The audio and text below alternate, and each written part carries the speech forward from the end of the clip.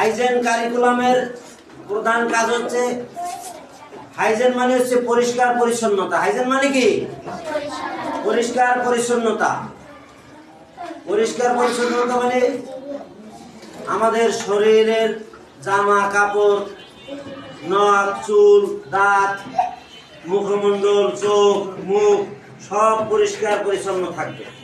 সব পরিষ্কার পরিচ্ছন্ন থাকবে।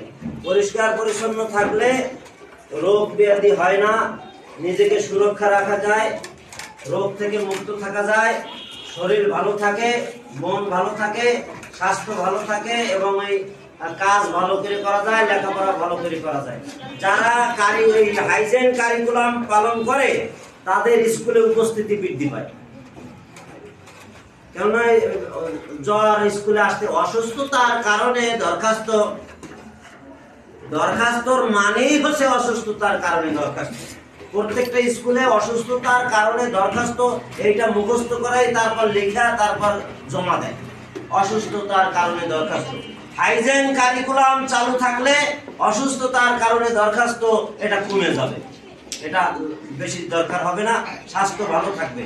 তাই আমাদের চট্টগ্রাম মডেল স্কুলে হাইজেন কারিকুলাম বাস্তবায়ন করা হচ্ছে।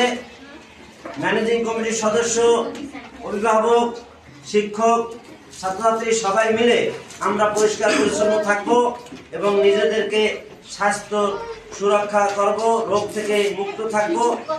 আর স্কুলে নিয়মিত আসার জন্য, পাঠ্যপুস্তক পড়ার জন্য স্বাস্থ্য ভালো রাখবো সবাই।